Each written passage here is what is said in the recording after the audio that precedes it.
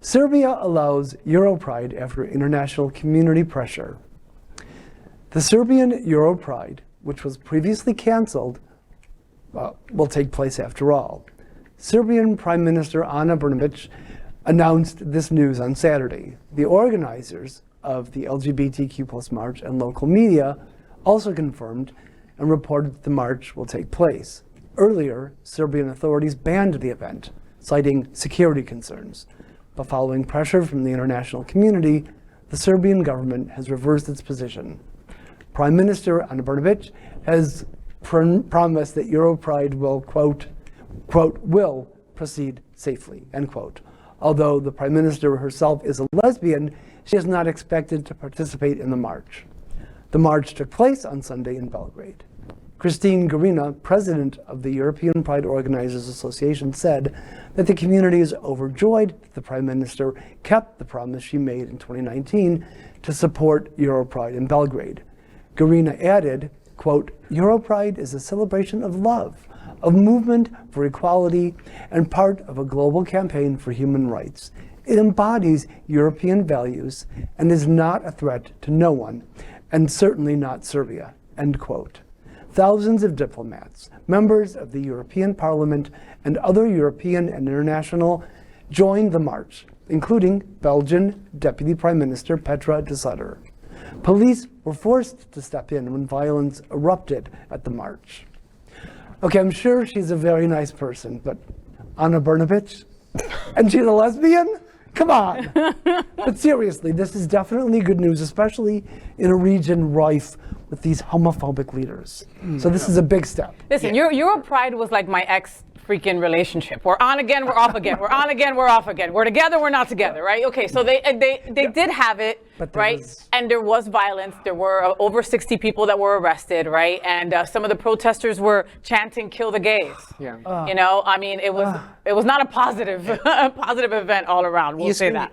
Eastern Europe has always, I mean, especially the Balkans, has been a really hotbed for Orthodox Church, Eastern Orthodox Church-driven homophobia. But more to the point, let's be serious here. Serbia, especially the Prime Minister, they insisted march to go ahead because of two words: European Union. They're applying to become EU members.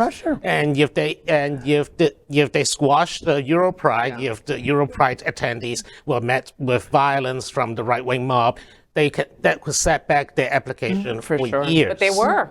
I mean, they were, but they didn't hit the protesters. Right. I mean, the diplomats are inside the world was watching. The marchers. I mean, the world was watching. I mean, imagine if the U.S. ambassador got attacked in Serbia because of right-wing Orthodox, mobs. I just want to take pause a little bit and say, like, it's not like regions over there or whatever, because we just had a whole bunch of stories of all the homophobic leaders here. So, like, that is like, this is a world, global, phenomenon that we kind of, but also there's something, I'm going to go on a little journey here, so just follow me. This is going to maybe veer off topic slightly. But one of the things that for some reason this story reminds me of, and maybe it's actually going to some of our other stories today, was, do you remember when John Kerry was debating, well, actually, at some point, John Kerry was like, and Dick Cheney has a lesbian daughter. And that's all he said. And then Dick Cheney responded with, "Oh my God, how could you say that about someone's daughter?" As if like he had just said like the kind of most horrible thing. He was saying the truth. He was just, I mean, like, she's a lesbian. That's an actual fact. She's a lesbian. And like, this is like, how dare you about someone's child? As if this was like somehow kind of like the most, but to kind of find, I also just want to point back to your point, there's a prime minister lesbian. Like, that's an incredible. It is. For sure. It is. For sure. I mean, I don't want to kind of diminish that fact because it kind of gets left out of the story. To have that seat filled by a lesbian. Yeah. Even if that is her last name.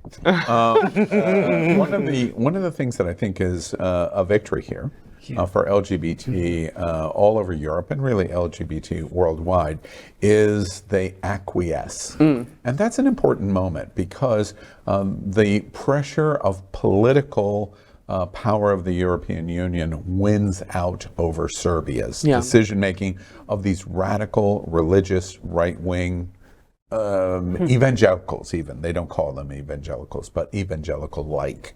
And the European Union wins. Serbia goes, wait, we can't suffer the effects of not following the civil rights and rules of the European Union if we expect to be a member of the European Union.